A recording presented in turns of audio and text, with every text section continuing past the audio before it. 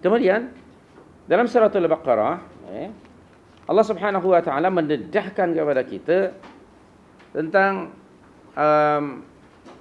karakter orang-orang Yahudi dan sikap mereka terhadap Al-Quran dan terhadap kerasulan Muhammad sallallahu alaihi wasallam.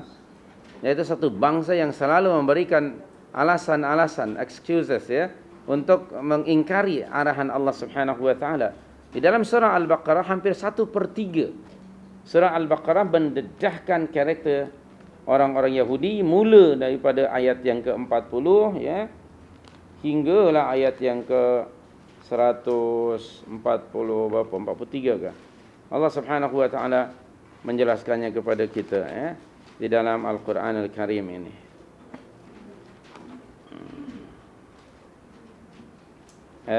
Sehinggalah ayat yang ke 146 daripada 40 sehingga 146. Hampir 1/3 surah Al-Baqarah itu menceritakan tentang karakter buruk dan perangai jahat orang-orang Yahudi. Didedahkan oleh Allah kepada umat Muhammad sallallahu alaihi wasallam agar mereka mengenali, umat Muhammad mengenali orang-orang Yahudi dan karakter mereka, dan agar juga umat ini tidak meniru dan mengikuti karakter buruk yang kerana itu mereka maghdub alaihim. Mereka mal'un, dikutuk, dilaknat, dimurkai Allah Subhanahu wa taala. Sementara di dalam surah Ali Imran, Allah Subhanahu wa taala menceritakan kepada kita hampir separuhnya yaitu tentang sikap ahli kitab yang kedua. Itu orang Kristian, orang Nasara.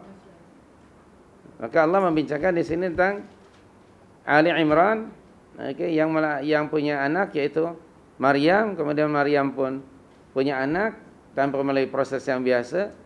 Isa alaihissalam menjadi rasul Allah yang diutus kepada mereka. Bagaimana sikap orang Kristen atau Nasara terhadap Isa alaihissalam oleh Allah Subhanahu wa taala dijelaskan di dalam surah Ali Imran ini hampir separuhnya.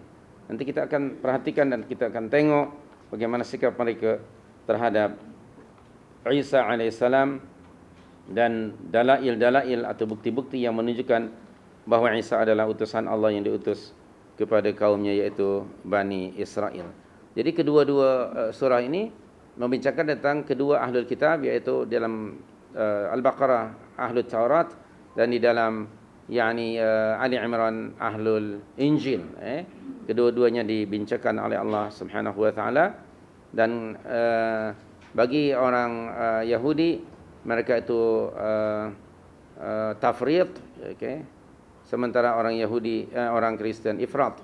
Ini mereka, kalau orang Yahudi ini memang punya sikap yang sangat keras, anti, dan tidak beriman, tidak mengakui Isa sebagai Rasul Allah. Sementara orang Kristen pula terhadap Isa mengaku berlebihan, ghulu, berlebihan hingga menjadikannya Isa itu sebagai na'udzubillah, sebagai Tuhan ataupun anak Tuhan. Na'udzubillah min dzalik. Nah, yang benar ialah Ahlus Sunnah itu di pertengahan, bainal ifrat wa tafrid. Tidak berlebihan, tidak pula mengabaikan, di tengah-tengah. Dan Isa alaihissalam adalah salah seorang di antara Rasul-Rasul Allah alaihi wassalam. Dan kita sebagai mukmin beriman kepadanya, la nufarriqu baina ahadim mir rusuli. Bagaimana sikap mukmin nanti akan dijelaskan di dalam surah Ali Imran ini.